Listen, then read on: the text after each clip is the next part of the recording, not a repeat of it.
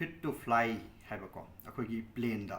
flight da travel to ba yare yagani haibagi certificate amasina maram oirakanda mi amasida kadaifaoba helpful oige mating oige adagi masigi certificate simakna kadaifaoba dangerous oibe yabagi oige haibado madugi matang da sil naw sing da share tawjage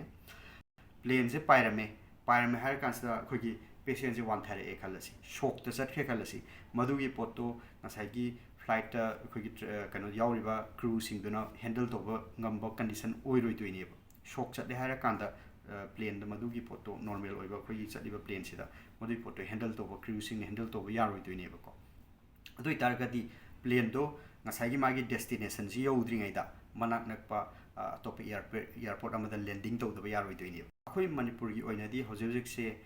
fit to fly certificate si yam toina darkar oiba dum yawi ko ada masi gi kamaina keno leigena aduga masina kayam kana ge na traga kayam am dangerous oigi habadi matang da ne haija doise koi kana gumba patient amana koi gi hospital amada admit tawraga le pa matam sida ko maji pura phare haira kan da sakki bo itaraga di madu kaimta problem leitre koi gi flight travel to do mayam na travel tawriba maina dum to ba yarani ko to karigumba pura phaba natriba natraga patient se stable oiba nataba taragati maje khoi flight travel to matamda ngasai gi airport ki site gi airport authority gi site oiba natraga haiba flight sida ko moi gi leiriba staff singduna crew no oiba ko check torak pa sida dum khangdoini ba masi support khara darkar oi travel to matamda safe oi roi ko si uba da khangdoini aduna maram oira kanda ngasai gi anaba ra karino kamai to bono haiba du yenga kan sida ngasai gi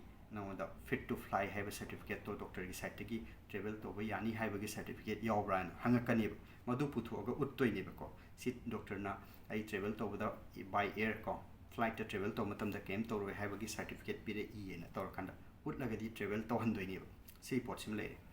aduga atopa condition da kari gumba hojiki haiba patient se mak khoi gi certificate se yawdi hai tar ga dinga sai gi airlines to na travel to matam sida mo yaro oi tuine my condition is stable oi dabnina masi yarakte bagi maram si amtang han bada haige ko kari gumba masi gi certificate se kana gumba xyz doctor aina haire suppose ko aina khoi gi patient se taseng na di fit oi dre ko adoi tar so ai ga khangna chana bani natraga aina mating tawning bagi ni na khalla kanda aina certificate se ma se fit oi na dum pi gre khala se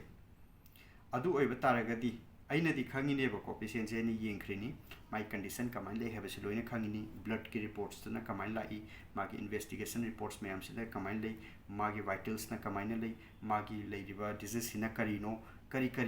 haidi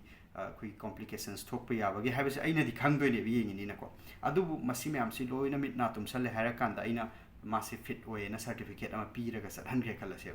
flight travel tore adanga sai flight ki mogi airlines tagi check to matam da so puthu ago uludoi ne ba ko asi certificate doctor ne pire isini hire kan ulle ada live up thiba da ki ngasai my condition du di che da ngasai certificate ta piru du na khudimak loina yabadi na tabni na kano magi masa aseng du di khoi gi pura fit oi badi na tabni na travel to matam sta fatanung da thu e khanta ra gadi madu gi pot to kyam yam na dangerous oi ge habu du ne haibadi plane se pairame har kansda khoi gi patient je wan thare e khalasi shock ta chat khe khalasi madugi poto nasai gi flight ta khoi gi kano yauriba crew singduna handle to ba ngamba condition oiroi toine shock chat har kanda plane da madugi poto normal oiba khoi gi chatiba plane sida madui poto handle to ba crew sing handle to ba yaroi toine ko adoi targadi plane do ngasai gi magi destination ji yaudri ngai da manak nakpa top airport amada landing to da yaroi toine ngasai gi pilot ta hairani moi crew sina ko adu tor kansida mi amagi punsi dudi maru oibani na moi gi airline sida karingba asiba gumba yawba taragadi death ko amai to taragadi moi so chobi shum oidori na manak nakpa khwai gi nakpa airport amada mudu tana ba hona doine ko aduga anakpa hospital amada emergency da pu kinaba adamaina singa doine potse adu si sina kadai phu soire kya kan da plane amada tongi mi si kya mi mayam do my destination si yodana marakta landing to um darkar lakadini mayam de loina pandoini ko logistics ki oni yang pamatam da su madugi flight to ki airlines to ki magi expenses yang pamatam da su landing to ru doine ba ko marakta aduga madugi matam gi mayam gi matam mangbudum su leire chaos amane ba leidoi si taseng hai taragadi ko aduni sigi port sine yam dangerous oiba yaba port se ado landing to basi nangdana marak to ina mi si sidokre hai taraga su madugi port maduma tongana madu problem duma aduna koina fit to fly certificate kan hire kanda aina doctor ne ani yeng hire kanda aina kari guma khang taragadi genuinely patient stable oi dena khang ba taragadi madu hekta pi basi ya di ba ko adugi achover rex to malay pi khragana pi bagi kana baduna inga sai hai baduni mayam gi kakna riba ticket to madugi mamal du da ka akanda mi du sat khiba ya doine ba phatunung da thokpi da taragadi normal loin chat khiba ya doine ba adugu laibak thibadagi karigumba haiba condition se travel to ya bi condition se oidre hai taragana patient sina kadaifaoba aya awaba mayok nagadagi haiba pot to aigi real experience ama example oina pi raga haigi khoigi tawriba lan sida ko hojik manipur gi tawriba lan sida khoigi maiti macha imphal da leiba maiti macha so to kimati khudong sadaba si mayok nei ba ko haibati chingya tamya da leiba mi khatang na te ba ko haibati hairiba patient se khoigi manipur gi patient se ko ama khatang na te atai mi yami ko ado ama khatang oi nei haigi mamang da so ina video aigi mamang gi video so haije khibani mai kese phararoi khangi mai phanam na layenge sel thum mayam leijaba su nate layenge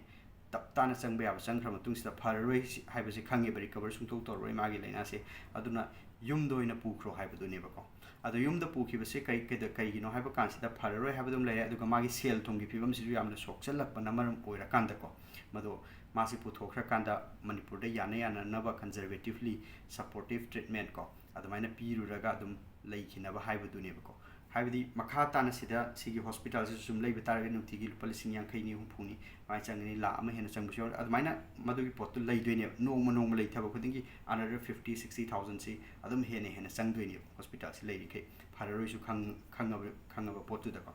sat khiba matam sida madu travel to ba ya bi condition du lei tab du ne air da by air da ko mai condition se ada ngasai gi makha da sat pa si lan sina maram ora kan da ya da de makha da ambulance khoigi normal oina lan siram leram da taragadi phararoi da boi taraga su makha da oina ambulance sa chakhi ge dabdo madui potu yadre makha da sa pai sim lambi gi phaba phatta ba ge dugi pot isin lausing comment da hayak khiba yawe ko ada khoigi lambi phaba phatta ba tongan ba mane ba adubu patient si phararoi khangini magi financial condition su amna sokchalak pani no upai leitha dana hallabne aduna adugi rex to di ambulance su madugi ambulance sida satka dori ba staff sing duga tor kanda support to pira kanda chat khiba ya doine ba adu yadre hairamni na only option left se air by air the travel to budune normal flight the travel to budi yadramni na air ambulance haiba pot si lak toine air ambulance lakpa matam sida lupa aina ngasagi haiba patient si gi thengna ba matam da lupa la ama makhai muk logani hai ko delhi da ki imphal bo pai ba gi se mi atop patient su yobra share to bra haibadi magi case su khangdi mana han ba haiba matam da moina ko ada madu hair kanda moi ki ngasai ambulance air ambulance ke side tagi hai tare moi gi kano sina khoi gi magi patient si gi hojojik lei riba condition do status to magi adu ongtang update to bion hair kanda summary ma patient si gi hojojik ki madu pbu hair kanda madu pi khraba tung da ko madu gi summary si pi khraba ma tung da di moi ngasai la ama makhai loni han bado lupa lakh tara tramathoi maina logani haira sel leitre na hanga doini ko ada phararoi haibasu khangini ada just travel to basi gi dam to lupa lakh tara tramathoi si changani haibasi ta matha saw duni koi manipur macha koi meti macha ko koi gi imphal da travel to ga do ada upai leitab duni natra adu high amount si leitab ne kamaina tore ai gi site gi suggest tore ngai ko duidi nong ni khoi sida sel je khara maga changna su changna khajik dang ge hena stable tor pa hoba adugi pura phaba nata taraga su just travel to bayana ba ko madugi condition phoba yeng khisi hara kandi yeng kanda nami ni humni maga panthara kan around 1.5 lakhs kumba maga han changribe amount dagi he high tare ko muka high be amount si masu changa kanda nami ni humni si leira kanda khitang stable ora matam du da ai gi site gi sai gi fit to fly have certificate se masi travel to bodi yani have do certificate to pb rakanda admaina normal flight to in chat ki banu ni humni yam panthara kari gumba laibak thi dana ngasai gi kaino se numi ni humni leiraba matung du da su ngasai gi normal flight se travel to ya ba gi condition se leirakti hai taragadi magi only option je leiram doi se kari no haiba matam da ngasai gi lak tara tramathoi ngasai gi air ambulance na hairi do magi critical oiba condition si yenga gani ko hairapado madugi amount to pidragadi masi chatpa si travel to si yaroi doini aduna akoi gi lan se na kadai pho so halli ge haiba potuni mi pung khuding ma akoi gi imphal da leibo oigera chingya tamya da leibo oigera problem se mayam se ꯇꯣꯉꯥꯟ ꯇꯣꯉꯥꯟꯕ ꯃꯑꯣꯡꯗ ꯑꯩꯈꯣꯏꯒꯤ ꯈꯨꯗꯣꯡꯆꯥꯗꯕ ꯃꯌꯥꯝꯁꯦ ꯃꯥꯌꯣꯛꯅꯩ ꯍꯥꯏꯕꯗꯨꯅꯤ ꯀꯨꯀꯤ ꯃꯆꯥꯁꯨ ꯑꯩꯅ ꯍꯥꯏꯈꯤꯕꯗꯣ ꯀꯦꯁ ꯃꯌꯥꯝ ꯑꯃꯅꯤꯀꯣ ꯑꯩꯅ ꯑꯃꯅꯤ ꯈꯛꯇꯪ ꯑꯣꯏꯅ ꯄꯥꯔꯇꯤꯀꯨꯂꯔ ꯑꯣꯏꯅ ꯍꯥꯏꯖꯕꯒꯤ ꯋꯥꯅꯤ ꯁꯤꯗ ꯑꯇꯩ ꯃꯌꯥꯝ ꯑꯃꯁꯨ ꯊꯦꯡꯅꯩꯀꯣ ꯑꯗ ꯀꯨꯀꯤ ꯃꯆꯥꯁꯨ ꯌꯦꯡꯉꯦ ꯐꯔꯔꯣꯏ ꯈꯪꯉꯀꯥꯟꯗ ꯍꯟꯈ꯭ꯔꯒꯦ ꯇꯧꯕꯁꯤꯗ ꯃꯣꯏ ꯍꯟꯈꯤꯕꯁꯦ ꯃꯤꯖꯣꯔꯥꯝ ꯐꯥꯎꯕ ꯄ꯭ꯂꯦꯟꯗ ꯄꯥꯏꯔꯅꯤ ꯀꯣ ꯇꯣꯡꯉꯅꯤ ꯑꯗꯨꯒ ꯃꯤꯖꯣꯔꯥꯝꯗꯒꯤꯅ ꯑꯃꯨꯛ ꯃꯣꯏ ꯃꯈꯥꯗ ꯑꯃꯨꯛ ꯑꯦꯝꯕꯨꯂꯦꯟꯁꯅ ꯆꯠꯄ ꯑꯩꯈꯣꯏꯒꯤ ꯇꯧꯔꯤꯁꯦ ꯍꯥꯏꯗꯤ ꯅꯥꯀꯟ ꯑꯅꯤꯃꯛꯁꯦ ꯌꯥꯝ ꯋꯥꯕꯗꯨꯅꯦꯕ ꯑꯗꯨꯅꯤ ꯁꯤꯅꯤ ꯏꯆꯤꯜ ꯏꯅꯥꯎꯁꯤꯡ ꯃꯁꯤ ꯁꯤꯌꯔ ꯇꯧꯕꯤꯌꯨ ꯚꯤꯗꯤꯑꯣꯁꯦ ꯃꯌꯥꯝ ꯈꯪꯃꯤꯟꯅꯁꯦ ꯐꯤꯠ ꯇꯨ ꯐ꯭ꯂꯥꯏ ꯍꯥꯏꯕ ꯁꯔꯇꯤꯐꯤꯀꯦꯠꯁꯤꯅ ꯃꯔꯝ ꯑꯣꯏꯔꯀꯥꯟꯗ ꯀꯗꯥꯏ ꯐꯥꯎꯕ ꯃꯤ ꯑꯃꯁꯤꯗ ꯍꯦꯜꯞ ꯇꯧꯈꯤꯕ ꯌꯥꯕꯒꯦ ꯑꯗꯒꯤ ꯃꯁꯤꯅ ꯃꯔꯝ ꯑꯣꯏꯔꯀꯥꯟꯗ ꯀꯗꯥꯏ ꯐꯥꯎꯕ ꯗꯦꯟꯖꯔꯁ ꯑꯣꯏꯒꯦ ꯍꯥꯏꯕꯒꯤ ꯄꯣꯠꯇꯨꯅꯦꯕ ꯏꯆꯤꯜ ꯏꯅꯥꯎꯁꯤꯡ ꯀꯣ ꯁꯨꯃꯥꯏꯅ ꯑꯩꯈꯣꯏ ꯃꯌꯥꯝꯁꯤ ꯋꯥꯃꯤꯟꯅꯕꯅꯤꯅ ꯑꯩꯈꯣꯏ ꯀꯝꯃ꯭ꯌꯨꯅꯤꯇꯤꯁꯤꯡꯒꯤ ꯃꯔꯛꯇ ꯑꯩꯈꯣꯏꯒꯤ ꯔꯤꯂꯤꯖꯟꯗ ꯀꯝꯃ꯭ꯌꯨꯅꯤꯇꯤꯗ ꯕꯦꯁ ꯇꯧꯔꯀꯥꯟꯗ ꯀꯣ ꯑꯃꯒ ꯑꯃꯒꯤ ꯌꯦꯡꯊꯤꯅꯕꯁꯦ ꯃꯁꯤꯒꯨꯝꯕꯁꯤ ꯇꯣꯛꯊꯣꯛꯑꯀꯥꯟꯗ ꯃꯤꯑꯣꯏꯕꯒꯤ ꯍ꯭ꯌꯨꯃꯦꯅꯤꯇꯤ ꯍꯥꯏꯕ ꯄꯣꯠꯇꯨꯗ ꯂꯥꯛꯑꯀꯥꯟꯗ ꯑꯉꯝ ꯑꯉꯝ ꯃꯇꯦꯡ ꯇꯧꯃꯤꯟꯅꯔꯀꯥꯟꯗ ꯑꯩꯈꯣꯏ ꯃꯅꯤꯄꯨꯔꯒꯤ ꯂꯩꯔꯤꯕ ꯏꯁꯨꯁꯤꯁꯨ ꯈꯔ ꯊꯨꯅ ꯁꯣꯜቭ ꯇꯧꯔꯀꯥꯟꯗ ꯄꯨꯟꯅ ꯂꯩꯃꯤꯟꯅꯕ ꯍꯥꯏꯕꯒꯤ ꯋꯥꯈꯜꯂꯣꯟꯗꯣ ꯃꯗꯨꯒꯤ ꯄꯣꯠꯇꯨꯗ ꯑꯣꯏꯅ ꯆꯠꯃꯤꯟꯅꯁꯤ ꯍꯥꯏꯕꯗꯨꯅꯦꯕ ꯊꯦꯡꯛ ꯌꯨ ꯑꯦꯕ꯭ꯔꯤꯋꯥꯟ